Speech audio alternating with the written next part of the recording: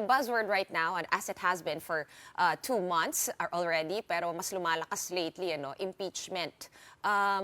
You've been very vocal about filing an impeachment complaint versus Vice President Sara. And of course, we know that you are the Vice President of the Makabayan Coalition. Ano po yung plano?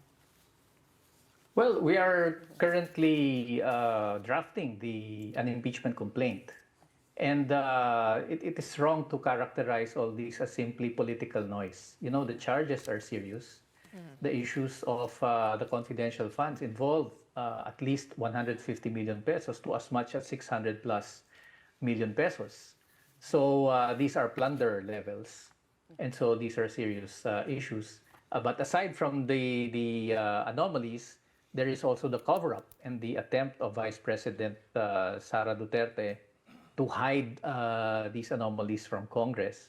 And then another big issue, separate issue, but serious no less, were the threats made by Vice President Duterte against the President, the First Lady, and the Speaker of the House. So this is not political noise. These are serious serious wrongdoings, and the Vice President should be held accountable. And impeachment is one of the mechanisms in the Constitution by which we can remove high public officials who have done these kinds of wrongdoings. Okay, Teddy, what would be the grounds that you're seeing here? Is the kill threat included in that impeachment complaint? Yes. Go ahead. Yes, initially, well, there are 6 grounds for impeachment, but we're looking at 3 of the 6 grounds. First, of course, there's graft and corruption. Secondly, betrayal of the public trust in the way that the Vice President tried to cover up for these acts of graft and corruption. And the last would be probably other high crimes, and that would include the threats made against President, the First Lady, and the Speaker of the House. So the legal team is currently evaluating all the evidences and information that will be included in the impeachment complaint. So yeah, once that complaint is drafted, it will go around those who would like to file the complaint, and we will be looking for endorsers in the House of Representatives. Who are you looking at to be the endorsers for this? Wala pa. Would it be Of course, fair the to Makabayan assume Bloc has already expressed their interest in endorsing the complaint. But of course, we will be targeting as much members of Congress as possible. Okay, Teddy, the Ombudsman, Samuel Martires, mentioned today in an interview that he sees no grounds for investigating the Vice President related to the recent hearings on how the confidential funds have been used, so on and so forth. I mean, what would you have to say to that? Kung hindi ito imbestigahan ng Ombudsman, yung possible charges for plunder and also corruption, I mean, ano yung irregularities na nakikita mo rito? Hindi ba parang pinapaliwanag naman ng Vice Presidente na ito hindi ay ng kanyang staff na ito ay napunta sa security officers, and sabi ng Vice Presidente sa isang interview na binigay daw ang budget sa kanya ng Disyembre, kaya kinakailangan nilang gastusin ng mabilis. I mean, what would you have to comment on that? Well, first of all, yung binigay sa security officers, that in itself is already a violation of existing rules regarding disbursements of confidential intelligence funds. Ibang usapin pa dyan, yung lumabas sa COA audit na ginamit sa mga bagay na hindi naman dapat pinagagamitan ng confidential funds. The issue of investigations, well, I think the Ombudsman is making a premature statement. Maybe it would be better for him to wait for the recommendations of the Committee on Good Government. Masyadong adelantado ang naging statement ng Ombudsman, which is sad considering that he is supposed to be the #1 guardian of the people as far as graft and corruption is concerned. Okay. But the Ombudsman is one venue, but again, the impeachment through Congress and the Senate is another venue. And if we finally decide to file an impeachment complaint, there will be due process. The trial will be in the Senate. And the trial in the Senate will be chaired by no less than the Chief Justice of the Supreme Court, who will be presiding over the Senate trial on the impeachment. So this is a totally separate process from cases to be filed, if ever, at the level of the Ombudsman. Iba pa yung criminal cases dyan, which is aimed to determine criminal liability. Kasi sa impeachment naman, ang parusa lang dyan will be removal from public office. Yun nga yung itatanong ko sa'yo, no, Teddy, because as we have been hearing nonstop over the past few days, especially this week, impeachment is very much a political exercise. I think everyone is pretty much in agreement with that. Yes. Some people would want to see accountability and liability, for the Vice President. This is with regard to the misuse of funds. Ngayon kasi may dalawa ng issue, kailangan natin hiwalin yung pag-misuse ng funds, yung mga allegations na yon, doon sa parang yung death threats or those statements that she made, right? With regard to the misuse of funds, would it be enough na parang i-impeach lang siya, hindi siya mananagot? Ano yung plano, no? I mean, I'm assuming you guys are after accountability and liability. Yes. Okay, so are Actually, the aim of impeachment is to remove a high government official. Correct. We're talking about the president, vice president, members of the Supreme Court, and commissioners of the constitutional commissions. The objective of an impeachment complaint or process is to remove them from their office. And that is important if we are going to be serious about the criminal cases. Kasi ang problema, if they are still in these high positions, these are positions of power, these are positions of influence, and they can very well use these positions to sabotage or to undermine the criminal or administrative cases that can be filed against them. So the purpose of impeachment is precisely to remove them from that position of influence and power, so that criminal, administrative, and probably even civil cases can be filed, and this can prosper without undue interference or influence from high officials. Right. Teddy, nagsalita na rin yung chairman ng Committee on Good Government, Representative Joel Chua. He said na unsure kung mag-file mo na impeachment, given siguro yung timing nga, papasok na ng midterms, and of course, everyone's gonna be busy with that. Appreciated his candor over there. But what are your thoughts on the timing? Magpapasko na, mag-e-election na. Oh. Well, that will always be a consideration because, at the end of the day, an impeachment is about votes. And if you don't have the votes and you don't even have a quorum, medyo problema talaga dyan.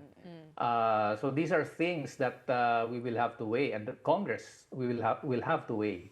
But the demand for accountability and the search for accountability should not be undermined by these procedural issues. Pwede ba kami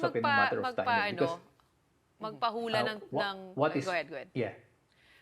Because what is wrong is what is wrong. And if impeachment is the process, the mechanism by which the Constitution allows that kind of accountability, then we will do it and let Congress basically problem solve this issue of timing, this issue of election na baka wala ng mga congressman at senador. Former Senator Tito Soto tweeted kasi the other day regarding timing. Can you help us understand the tweet? Sabi niya, no impeachment proceedings shall be initiated against the same official more than once within a period of 1 year. Wala lang. Just a reminder to anyone concerned. What could he have meant by that? In the past kasi nangyari na may nag-file ng impeachment complaint, kunwari. It was actually the allies of the sitting president at that time who filed a defective impeachment complaint. And the objective really was to start the 1-year ban. So probably former Senate President Soto is trying to warn those who would like to file an impeachment complaint na baka maunahan ng isang bogus complaint that will now jumpstart the one-year ban.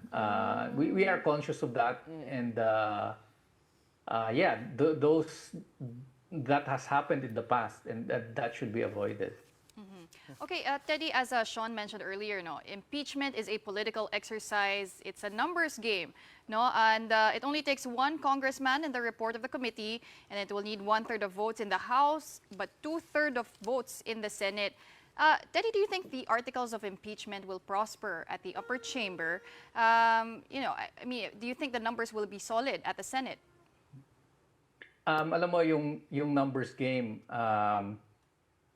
but when you say it's a numbers game, we tend to downplay the seriousness of the process and the charges. Because, of course, at the end of the day, the congressmen and senators will have to vote. But their vote will have to be based on what is presented. So, hindi lang simpleng numbers game yan. It is also about evidence, how strong the arguments are, how strong the defense will be. Because there is a process and there is due process that have to be observed. And this will be a public hearing. So hindi rin pwedeng ang trato lang ng mga kongresista at senador dyan. Hindi, numbers game lang naman yan. It doesn't matter whether there is strong evidence or not. Kasi at the end of the day, sisingilin din sila ng taong bayan. So our experience is that once an impeachment is filed in the Senate and the charges are serious, it's anybody's ball game. At the outset, hindi mo masasabing kung ano yung numero kasi it's a trial. And there will be more information that can emerge during the trial stage. Okay, Teddy, we're talking about confidential funds here, and people seem to be divided. Okay, if you look through all the noise, diba, on one hand, they are confidential, dapat, so paano mo nga naman ililiquidate, no, yung mga bagay-bagay na walang resibo at mahirap ilagay sa naresibuhan. On the other hand, yes, kailangan natin accountability kasi pera yan ng taong bayan, right? Ano yung opinion nyo, yung stand nyo on confidential funds, at least for your whole block, right? Dapat ba talaga ang civilian agencies ay binibigyan pa nito? Well, that's the basic point. In the first place, bakit may 500 million in confidential funds ang Office of the Vice President when it is not involved? It does not have in its mandate anything about intelligence gathering or similar activities. Siguro, if ever, dapat kung ano yung confidential funds ng nakaraang administration for the Vice President, ganun lang. But masyado kasing lumobo. Now, of course, these are confidential funds, but still, there are protocols, there are standards, there are rules that govern the use of confidential funds. It is clear what items can be used, that you can use confidential funds for.